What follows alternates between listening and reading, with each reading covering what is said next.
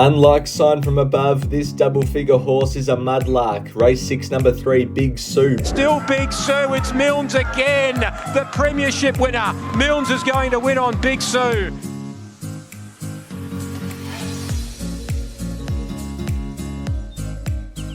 Hello everyone, welcome to this week's preview. Last week was pretty tough. There was wet tracks all around the country, but I was pretty happy to get a double figure winner up that was in last week's preview.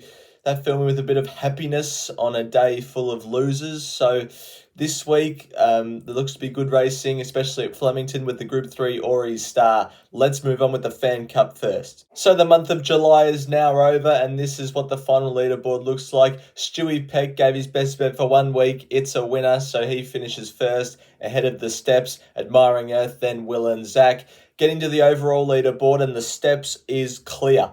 6 bets, a profit of how we calculate the profit, 459 ahead of the Blind GK. It's actually pretty close between 2nd and 5th. Daniel Robinson in 3rd, who hasn't done it for about 10 weeks or something. In for 4th, we've got Admiring Earth, and 5th, Razzle Dazzle. So once again, if you're looking, watching this video to get some bets for the weekend, make sure to go into the comments and check these guys' bets out because they've made a profit over time. So you can trust them as well. Hopefully you can trust me, at least this week. Let's get on with the preview. Kicking off at Flemington with a horse that's won 2 on the bounce, looking for 3. It's race 6, number 8, Zoo's Sensation, 1.75 units to win on at $3.20. This was Zoo's Sensation's last start win at Caulfield on a soft 6 track, benchmark 100 over 1400 metres, so the same class and distance as what he faces on Saturday. Has 1.5 kilos more than last start. I don't think that'll matter too much. El Rocco's come out of this race and won again. Good horses in behind the front 2 in this race as well. From gate 10, I don't mind the wide gate with the rail out at Flemington on Saturday. Jamie Mellon, I think, can ease her way up, and hopefully from the gate expected to lead, even though it hasn't led for a while, Zoo Sensation. So I think it's racing well, and I think it can win again. I'm with him. Just letting everybody know that I will be doing a live stream tomorrow, 4 p.m, doing the form for all the other Flemington races on that card, apart from race number 6. So make sure to tune into that if you've got the time. Let's get on to the rest of the tracks. I'm staying right away from Rose Hill. Don't even know if that meeting's going to go ahead with the amount of rain they've got. Anyway, out of all the bets this week, this is the one I'm probably most confident on. Murray Bridge, race 4, number 3, Chance Taken. And we're going to have 2.25 units to win on this horse at $3.40. This was its run just last week at Morphettville and a benchmark 68 over 2,000 metres. Beaten by Silent Emmy. It's racing in a benchmark 62 on Saturday, so there's a slight increase in weight. However, being off the week back up, 4th up now in a staying horse I like to see. Felicity Atkinson retains the ride from gate 12. I'm hoping this Saturday they can send the horse forward. They tried to take a sit last start and ended up getting caught 3 wide, no cover. Don't think it was too much of a disadvantage though last week because it was a heavy 10 at Morphettville. Still, it was racing wide without cover. So I'm hoping from gate 12 they send it forward, and off the week back up it can be too strong for its opposition. Moving up to Queensland at Eagle Farm, I'm going to have 1.5 units to the win on race 3, number 8, Vindicta at $2.45. This was its last start win at the Sunshine Coast. Now this was only a $28,000 class 1, and on Saturday it's running in an $85,000 class 3. However, it SP'd $1.50 on this occasion, first up from a spell. The market clearly expected it to take care of this slot quite easily, and it did, winning by 4 lengths, eased down within the last 50 metres. Switches from Emily Lang to Damien Thorne, so a senior jockey goes on. This horse has shown its versatility in the past as it can take a sit, and with the expected fast pace on in this race, I'm hoping it can be sort of 1 or 2 pairs back off the rails and storming home late over the 1,000 metres. Has shown in the past it's a 1,000 metre specialist, and hopefully its good record over that distance can continue on Saturday. Race 5 at Eagle Farm, I'm with Tough to Muss, 2.5 units to the win on at $2.10. This was its last start win at Doomben in a class 6 over 16 1600 meters.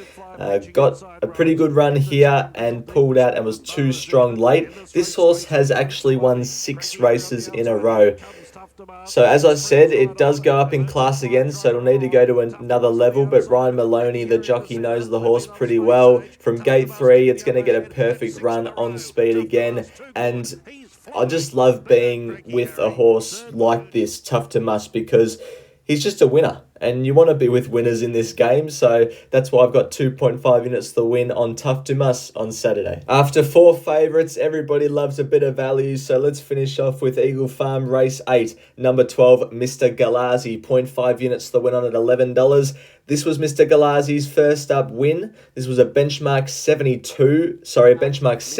over 1,000 metres. It was the first race on the card at Eagle Farm 2 weeks ago. Now this horse had to do some early work in the first half of the race just to get outside the leader, and it fell in, but it had to do some early work from that outside draw. It was well backed in last start, so the market wanted to be with this horse. I just like it now because it carried 59.5 kilos that day, and despite it going up to an open handicap, gets in with a 52 kilos. That's a lightweight. It's 3 from 4 second up, which is a really good record. Again, I think there's going to be a bit of speed in it, so I'm hoping Mr. Galazi can just settle in behind the leaders on the outside, the same as Vindicta.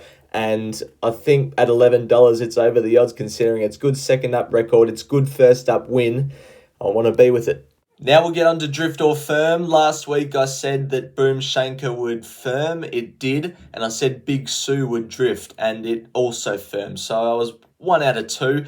Let's move on with this week's. Out of all my selections, I think the one that's going to firm is the one in race 3 at Eagle Farm, Vindicta. I just think 1,000-metre specialist returned with a big win last start, and it maps ideally from that gate with a senior jockey back on. I just think the market's going to want to be with this horse, and it's going to start, I think, between 220 and 225.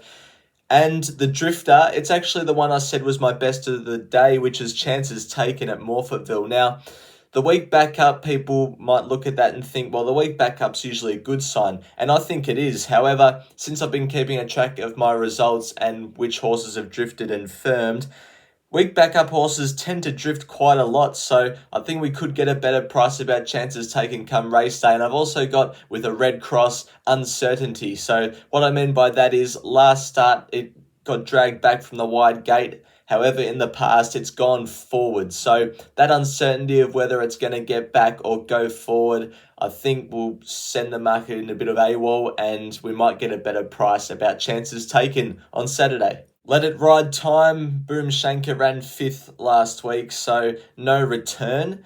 And once again, even though I said my best of the weekend was Chances Taken, I'm going for Tough to Must, the place. Just starting off this Let It Ride from 0 and trying to build my way up slowly. It's currently $1.28 to place. I mean, it's won its last 6, so surely it can run top 3 on Saturday. Hopefully it does, and we can get up to $1,280 to play with next week. Thanks everyone for watching this week's preview. It's currently an 8.5 unit spend across 5 horses. Once again, make sure to check the YouTube community tab on race morning for an extra 1 or 2 selections, maybe even 3 if we're lucky. So yeah, check that. Thanks everyone again for watching, and until next week's preview, bye for now.